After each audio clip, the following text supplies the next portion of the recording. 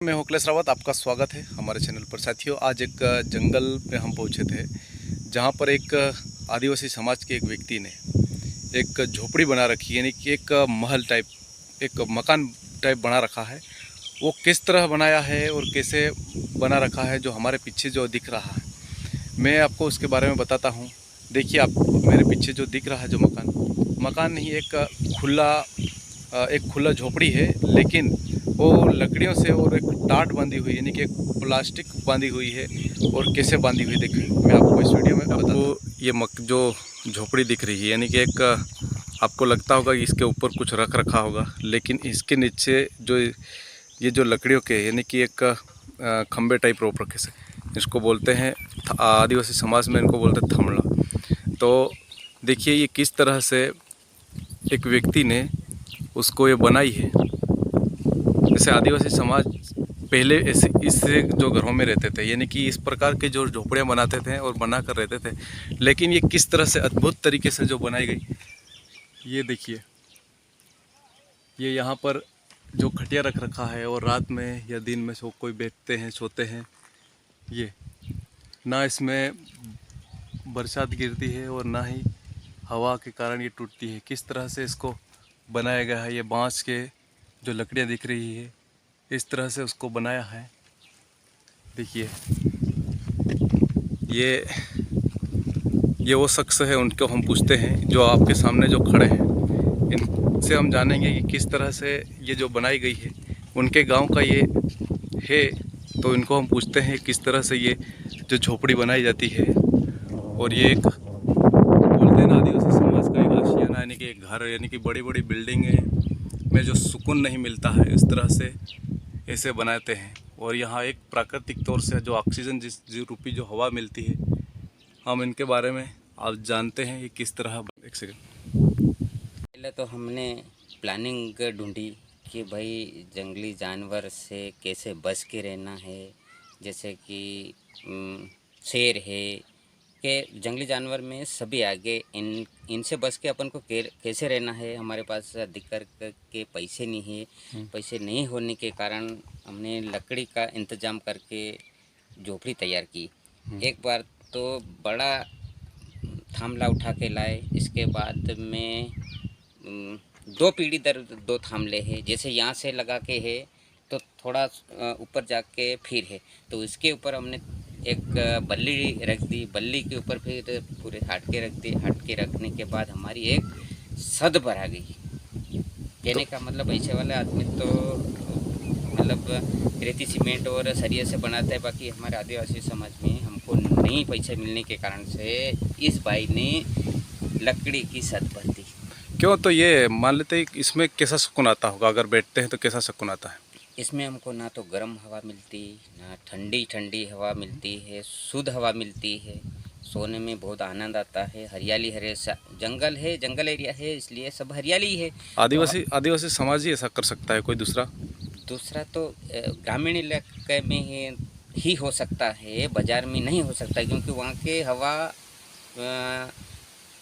तो नहीं कर पाती। अपने जंगल एरिया ही बना सकते हैं, जंगल एरिया में ही बना सकते हैं, क्योंकि लकड़ी की पर्याप्त मात्रा में मिलती है, बाज़ारों में मिलती नहीं। मिलती हैं तो वो उससे ये इसको कैसे बने? टाट लगाई और उसमें बांस के जो बांस की जो पहले तो अपन ने क्या किया, गिल्ले गिल्ले बांस काटे। बांस काटने के बाद में वो मुड़ जाते हैं, गिल्ले बांस मुड़ जाते हैं। मुड़ने के बाद जिस आकृति में अपन मोड़ते हैं बांस, तो उस आकृति में मोड़ जाता है। जैसे ढलान में अपन ने, ये देखो, ये अपन ने ढलान में बांस को मोड़ा है, तो ये ढलान में मुड़ गया। सूखने के बाद तो नहीं मुड़ता। इसके बाद में अपन कड़क वाले प्लास्टिक लगा दी। इसके बाद में फिर हल्की सी प्लास्टिक लगा दी, फिर एक हरी पन्नी लगा दी। कितना भी बारिश गिरेगा तो यहाँ पे तो ना पानी गिरेगा, कुछ भी नहीं होगा। ये पहाड़ी का इलाका, जैसे मान लेते हैं इसके आसपास में ये जो जंगल दिख रहा है, जो बड़े बड़े झाड़ दिख रहे हैं, तो यहाँ क्या इस भाई ने किस तरह से बनाया होगा कि कोई जीव जानवर नहीं आएगा, या उससे बचने के लिए, या फिर ये आसपास जो खेत है, यहाँ कोई बड़े बड़े जैसे नील गाय आ जाती है और जो ढोर ढांडे आ जाते हैं रात में, तो या तो फिर उनके बचाव के कारण या फिर उन्होंने कुछ खेती को रक्षा के लिए उन्होंने करा ऐसा। ये तो जैसे जंगली जानवर के लिए भी है, मतलब जंगली जानवर आ जाते हैं हमारी फसल को नष्ट कर देते हैं, इसलिए भी है, और खेती की रखवाली के लिए भी है। ये दो काम हो जाते हैं। दो काम। और रही बात कि जो हमारे पास में जंगल है उनकी भी रखवाली इसी से हो जाती है। आदमी रहता है तो कोई लकड़ी काटेगा नहीं। एक चौकीदार टाइप भी हो गया, हालांकि चौकीदार तो नहीं है, पर एक जंगल का भी रखवाली हो गई। अब तो बड़ी ठीक है, बाकी सीढ़ी है, आदमी भी तो चढ़ जाएगा। हाँ।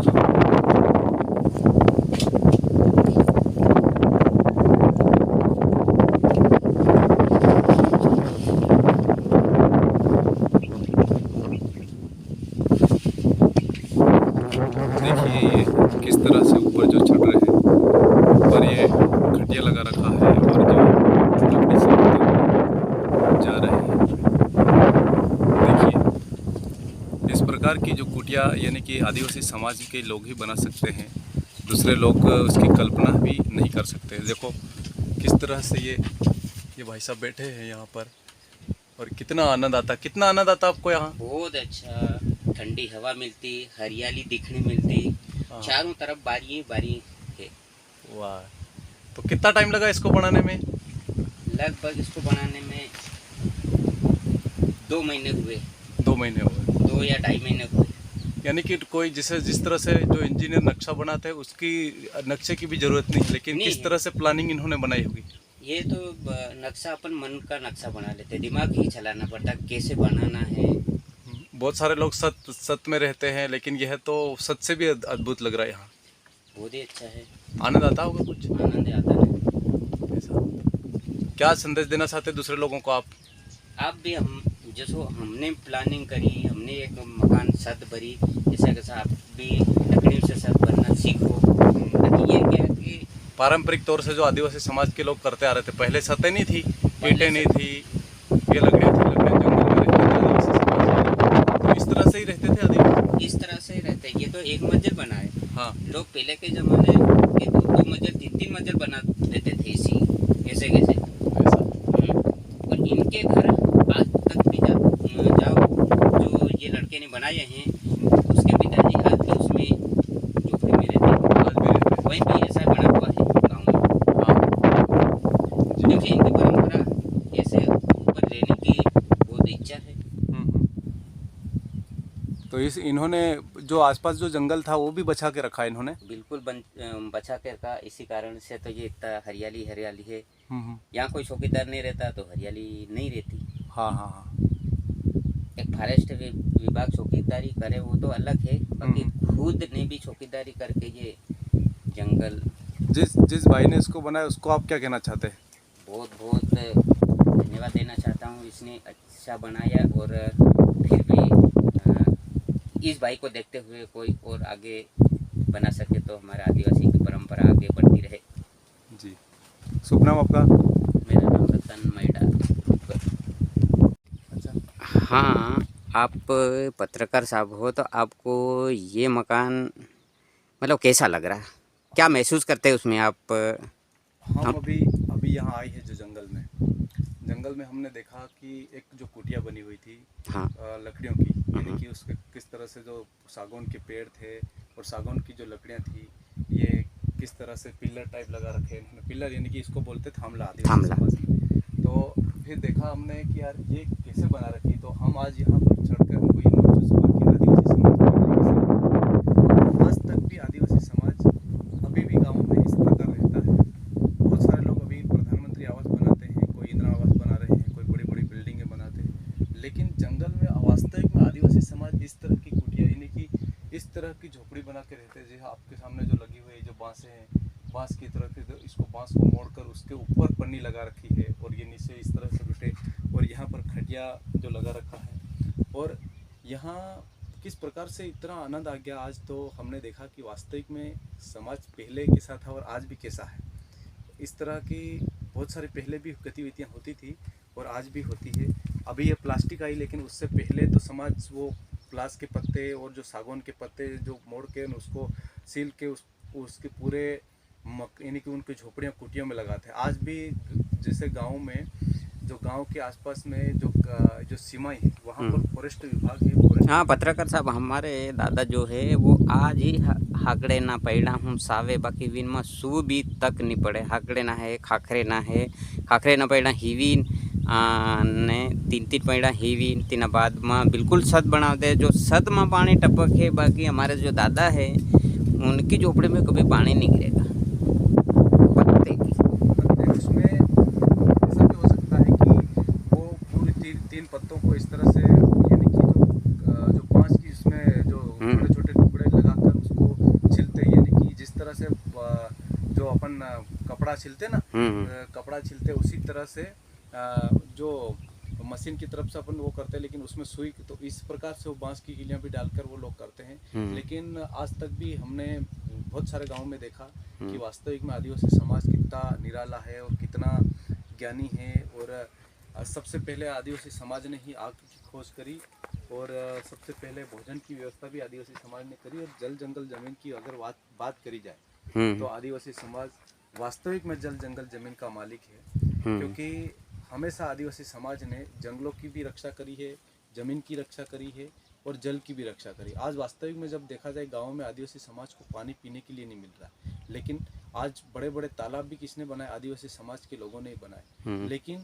बहुत सारे लोग ऐसे भी रहते हैं जो आदिवासी समाज को ऊपर नहीं उठने देते हैं, लेकिन वास्तविक में आदिवासी समाज बोलते ना जुगाड़ी। हमारे वीडियो को देखा, आपको वीडियो कैसा लगा कमेंट बॉक्स में अपनी राय जरूर बताना। लेकिन उससे पहले आदिवासी समाज जो जल जंगल जमीन के मालिक हैं कहते हैं लोग, और हमेशा है, यानी कि यह जल जंगल जमीन का हक भले दूसरे लोगों ने ले रखा है। जो जंगल में कहते हैं जो जंगल अभी फॉरेस्ट विभाग के अधीन आता है, लेकिन वास्तविक में जल जंगल जमीन की रक्षा आदिवासी करता है और जंगल के जितने भी पेड़ पौधे हैं उनकी रक्षा भी आदिवासी करता है। और किस तरह से आदिवासी समाज के लोग इस प्रकार की झोपड़ियाँ बना कर रहते हैं, और जो आसपास में उनके खेत है, जो जंगल के पास में जो इस तरह से जो इतने बड़े बड़े जो पेड़ लगे हुए हैं, वो ये इनकी देखभाल के कारण होता है और ये रक्षा करते हैं हमेशा। और इस प्रकार के जो महल टाइप बना जो रहते हैं, यानी कि बड़े बड़े लोग बड़ी बड़ी बिल्डिंगें बड़े बड़े शहरों में बनाते हैं, लेकिन उससे ज़्यादा सुकून इस प्रकार की जो आदिवासी समाज के द्वारा बनाई गई झोपड़ियों में आता है। आपने हमारे भाई साहब से सुनी, उनके द्वारा ये बात बताई गई, और जिस भाई ने इसको बनाया वो भी ग्राम उपगढ़ का है, और उसने किस प्रकार से बनाया और वो किस प्रकार के यहाँ आकर रहते हैं और कैसे रहते हैं। आप भी अपने गांव में जो आसपास में जो जंगल है, जंगल के आसपास में इस तरह की झोपड़ियाँ बना के पहले भी लोग रहते थे और इस प्रकार अभी भी लोग रह रहे हैं। तो आदिवासी समाज की जो परंपराएं थी, जो रीति रिवाज थे और जो करते आ रहे थे, यानी कि पहले मान लेते खाखरे के जो प्लास के पत्ते थे उनको छिलकर, और जो सागौन के पत्ते थे उनको भी छिलकर लोग पहले झोपड़ियों में बनाते। अभी जो पतरे और जो सट टाइप का सिस्टम जो अभी आया है, लेकिन उससे पहले समाज यानी कि ऐसे पानी की जो अवस्था रहती है पानी के टाइम पर, और जो इससे आंधी तूफान भी आते हैं तब भी उसी में रहते हैं। तो आदिवासी समाज कितना निराला है, कितना भोला है, और किस प्रकार से यानी कि इंजीनियरों की भी ज़रूरत नहीं रहती है। इस प्रकार से आदिवासी समाज ऐसी कुटियाँ बनाते हैं, जिस तरह माता सबरी ने कुटियाँ जो जंगल में ऋषि मुनि और माता सबरी ने जिस प्रकार कुटियाँ बनाई थी और रहते थे, उसी तरह आज भी आदिवासी समाज के लोग वो नहीं भूले हैं जो पहले करते हैं। धन्यवाद। आपको हमारा वीडियो कैसा लगा कमेंट बॉक्स में अपनी राय अवश्य बताएं। चैनल को सब्सक्राइब जरूर करें।